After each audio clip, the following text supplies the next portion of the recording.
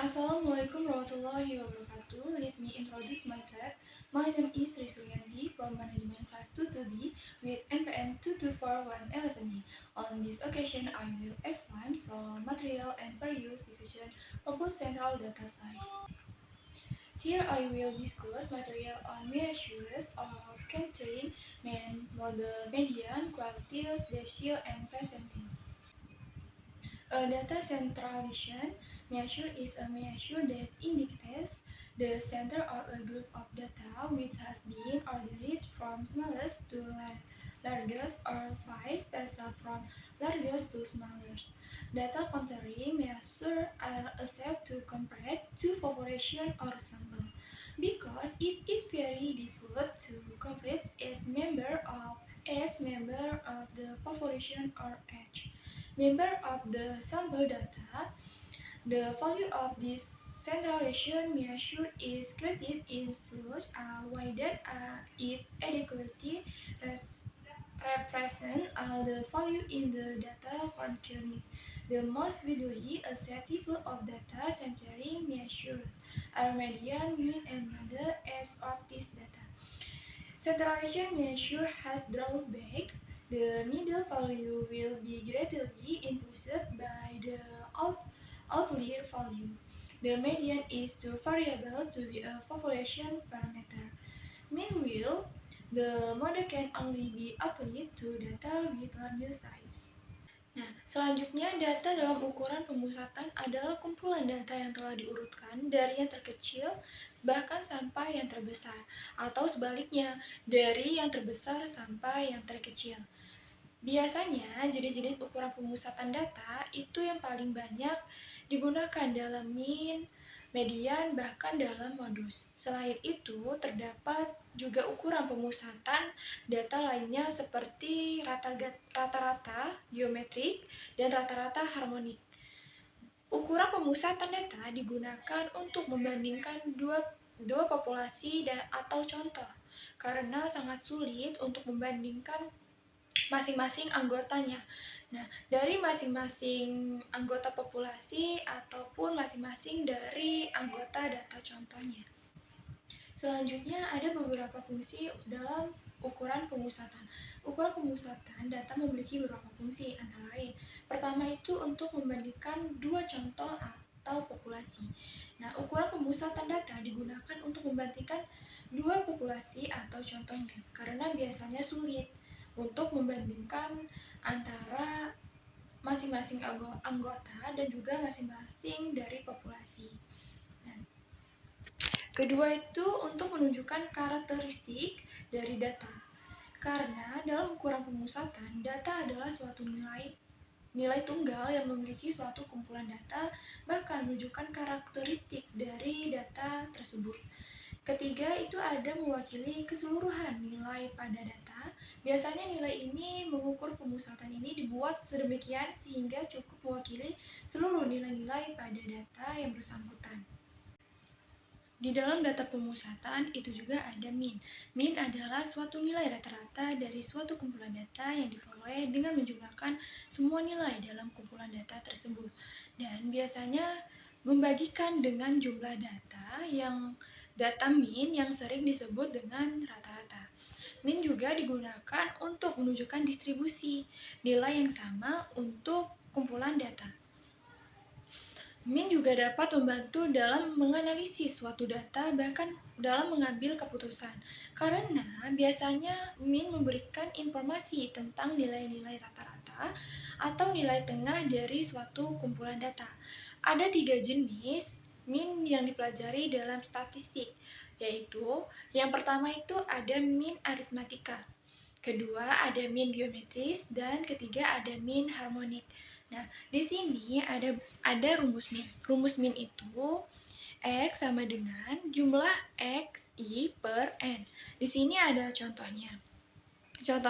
Contoh datanya 2, 4, 3, 1. Jadi pertama-tama kita memasukkan rumus min. Pertama, X sama dengan jumlah XI per N sama dengan 2 tambah 4 tambah 3 tambah 1. Dari mana 2 tambah 4 tambah 3 tambah 1? Itu dari datanya. Nah, selanjutnya per 4. 4 itu Kan ya, N itu 4. N itu adalah jumlah seluruh data. Jadi 2 tambah 3 tambah 4 tambah 1 dibagi 4 sama dengan 2,5. Selanjutnya, dalam ukuran pemusatan data itu terdapat modus. Modus itu apa? Modus itu nilai yang sering muncul. Jadi, nilai yang paling sering muncul dengan frekuensi yang paling besar. Modus juga merupakan bagian dari perhitungan statistika seperti bin dan median. Dengan adanya modus ini, kita bisa membandingkan dua data yang berbeda dengan mudah. Contohnya, di sini ada contoh dari modus. Contoh datanya adalah 4, 2, 5, 5, 7, 8, 10. Jadi modusnya itu adalah 5. Kenapa modusnya 5? Karena angka 5 yang sering muncul pada data tersebut. Karena angka 5 2 kali muncul di dalam data tersebut. Selanjutnya ada median. Median itu merupakan ukuran statistik tendensi sentral yang mewakili nilai tengah suatu kumpulan data jika data diurutkan dari yang terkecil ke yang terbesar. Atau sebaliknya, ini adalah nilai yang memisahkan separuh bagian atas dan bagian bawah suatu sampel data populasi atau didistribusi probabilitas. Median adalah ukuran tendensi sentral yang berguna ketika kumpulan data mempunyai nilai ekstrim atau miring. Untuk menghitung median, data harus diurutkan terlebih dahulu dari yang terkecil sampai yang terbesar. Atau sebaliknya, jika kumpulan data memiliki jumlah observasi ganjil, maka nilai tengah dipilih sebagai median. Nah, bila kumpulan data mempunyai jumlah observasi genap, maka mediannya adalah rata-rata dari dua nilai tengah. Jadi, di dalam median itu terbagi menjadi dua. Pertama itu ada median data ganjil dan kedua ada median data genap. Jadi, median data ganjil itu merupakan bilangan yang berada di tengah dengan jumlah bilangan yang sama di bawah dan di atas jika daftar angka berjumlah ganjil. Untuk menghitung median data ganjil, kita tuh biasanya mengurutkan dari yang terkecil hingga yang terbesar. Nah, kemudian mencari bilangan yang berada di tengah. Di sini ada rumus median data ganjil bahkan beserta contohnya. Jadi, untuk rumus letak median itu sendiri adalah K sama dengan N dikurang 1 dibagi 2. Sedangkan rumus mediannya ada K ditambah 1. Di sini ada contoh dari median data ganjil. Contoh soalnya di sini ada data 2, 1, 3, 4, dan 5. Karena dalam median data ganjil kita harus mengurutkan dari yang terkecil sampai yang terbesar, jadi kita urutkan dari angka 1, 2, 3, dan 4, dan 5. Nah, jadi kita mencari letak median terlebih dahulu. Jadi rumus letak median K sama dengan N dikurang 1 per 2. Jadi 5 dikurang 1 per 2. Dari mana angka 5? Angka 5 itu dari seluruh jumlah data pada soal. Dan 1 itu rumus per 2, 2 itu juga rumus. Jadi 5 dikurang 1 per 2 itu sama dengan 2. Nah, selanjutnya kita akan mencari berapa jumlah dari mediannya. Jadi, rumus mediannya sendiri adalah X K ditambah 1 sama dengan X 2 ditambah 1. Jadi, 2 itu dari mana? 2 itu dari hasil letak median. 1 adalah rumus, jadi X3. Karena 2 ditambah 1, jadi X3 sama dengan 3. Jadi, jawabannya untuk jawaban soal ini adalah 3. Selanjutnya, kita akan membahas tentang median data genap. Median data genap ini merupakan nilai-nilai dari dua bilangan yang berada di tengah jika daftar angka berjumlah genap. Untuk menghitung median data genap, kita biasanya mengurutkan terlebih dahulu dari yang terkecil sampai yang terbesar, sama seperti median data ganjil. Nah, terus kemudian mencari dua bilangan yang berada di tengah dan menjumlahkan keduanya, kemudian dibagi dua. Di sini ada rumus letak median data ganjil dan rumus median data genap. Jadi, rumus dari median data genap itu adalah K sama dengan N per 2. Sedangkan rumus median data genapnya sendiri setengah atau 1 per 2 buka kurung EK tambah 1 tutup kurung.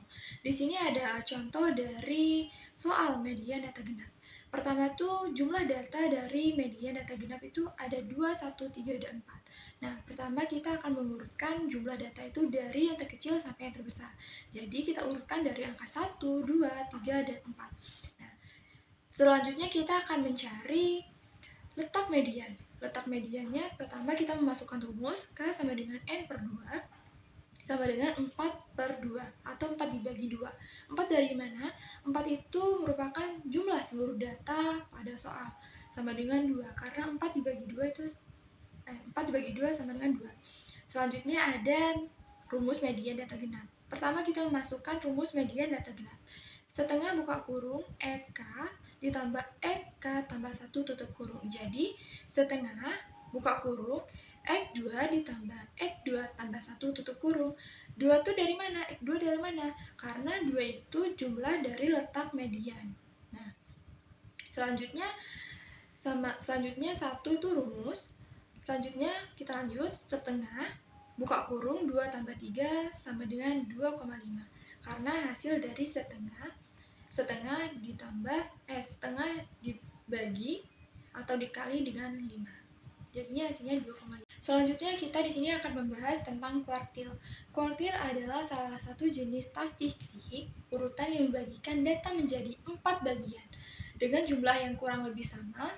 Kuartil pertama atau kuartil bawah Q1 merupakan nilai tengah antara nilai terkecil dan median. Kuartil kedua Q2 adalah median data yang menandai 50% data, membagikan data menjadi 2, sedangkan kuartil ketiga atau kuartil atas Q3 adalah nilai tengah antara median dan nilai terbesar. Kuartil digunakan untuk mengukur sebaran data dan membagi antara data menjadi beberapa kategori kuartil. Dapat dihitung menggunakan rumus kuartil data tunggal bahkan kuartil data kelompok. Di sini ada rumus kuartil. Jadi rumus kuartil itu adalah letak Q sama dengan nilai yang ke I buka kurung N tambah 1 tutup kurung per 4. Kita lanjut ke soal. Di sini ada contoh soalnya. Contoh datanya 15, 10, 20, 30, 25. Di sini contoh soal datanya belum diurutkan. Jadi pertama kita mengurutkan dulu datanya dari yang terkecil. Jadi 10, 15, 20, 25, dan 30. Nah, di sini kita akan mencari letak Q1. Jadi letak Q1 itu adalah 1 buka kurung 5 tambah 1 tutup kurung per 4. 1 itu dari mana? 1 itu karena kita mencari data letak Q1. Jadinya 1. Sedangkan 5 itu dari jumlah seluruh data pada soal dan angka 1 dan 4 itu terdapat dari rumus. Jadi 1 buka kurung 5 tambah 1 per 4 itu sama dengan 1 per 1 per 2 atau 1 setengah. Nilai Q, kita mencari nilai letak kuartil Q1 nya. Rumusnya X1 ditambah setengah buka kurung X2 dikurang X1 tutup kurung sama dengan 10 ditambah setengah buka kurung 15 dikurang 10. Nah, 10 itu dari mana? 10 itu dari Q1. Di dalam urutan data Q1 itu 10. Nah, setengah itu rumus, sedangkan 15 itu kan di dalam rumus itu ditanya Q2. Sedangkan dalam data Q2 itu adalah 15. Jadi 15 dikurang 10, 5 dibagi setengah ditambah 10 sama dengan 12,5. Desil. Desil itu merupakan salah satu jenis statistik urutan yang membagi data menjadi 10 bagian yang sama. Dalam statistik, desil sering digunakan untuk mengukur sebaran data yang membagi data menjadi beberapa kategori. Terdapat 9 nilai desil yang membagi data menjadi 10 bagian yang sama. Setiap bagian mewakili 1/10 atau 10% dari kelompok data. Desil kelima atau D5 adalah median dari kumpulan data yang dibagi oleh desil. Nah, desil dapat dihitung menggunakan rumus desil data tunggal dan desil data kelompok. Di sini ada rumus desil dan contoh soalnya. Jadi, rumusnya letak D sama dengan nilai yang ke I buka kurung N tambah 1 tutup kurung per 10. Jadi kita langsung ke soalnya. Nah, contoh soalnya, contoh datanya 15, 10, 20, 30, 25, 40, 35, 45, 50. Nah, datanya belum berurutan, jadi kita mengurutkan datanya dari yang terkecil sampai yang terbesar, sama seperti sebelum-belumnya. Nah, jadi kita masuk ke rumus letak D7. Di sini kita mencari nilai desilnya adalah D7. Nah, nilai yang ke I buka kurung N tambah 1 tutup kurung per 10, kita memasukkan rumusnya sama dengan 7 buka kurung 9 tambah 1 per 10. 7 itu dari mana? 7 itu dari D7, karena kita ingin mencari desil yang ke-7. Nah, sedangkan 9 dari mana? 9 itu dari jumlah seluruh data pada soal. Sedangkan 1 dan 10 itu adalah dari rumus desil sendiri. Nah, jadi 7 buka kurung 9 tambah 1 per 10, jadi hasilnya 7. Jadi nilai desilnya adalah 40. Kenapa berbeda? Kenapa nilainya tidak 7? Karena kita mencari nilai D, karena ketemunya dari letak D-nya 7, berarti dari data yang kita urutkan, kita hitung ke angka yang 7. Jadi angka yang ke-7 itu berada di angka 40. Jadi nilai desilnya itu 40. Selanjutnya ada presentil. Presentil ini merupakan salah satu jenis statistik urutan yang membagikan data menjadi 100 bagian yang sama rata. Presentil sering digunakan untuk mengukur sebaran data dan membagi data menjadi beberapa kategori. Terdapat 99 nilai persentil yang membagi data menjadi 100 bagian yang sama. Setiap bagian mewakili 1 berbanding 100 atau 1 per 100, itu sama dengan 100% dari kelompok data. Jadi, persentil itu merupakan nilai yang didapatkan jika sederet bilangan dibagi menjadi 100 bagian yang sama, sehingga nilai desil ada 99, buka kurung P1, P2, bahkan sampai dengan P99. Nah, data diurutkan terlebih dahulu. Biasanya dalam persentil ini datanya diurutkan terlebih dahulu, kemudian ditentukan letak persentilnya. Jadi rumus persentilnya itu adalah letak P sama dengan nilai yang ke I buka kurung N tambah 1 per 100. Jadi itu rumus persentil.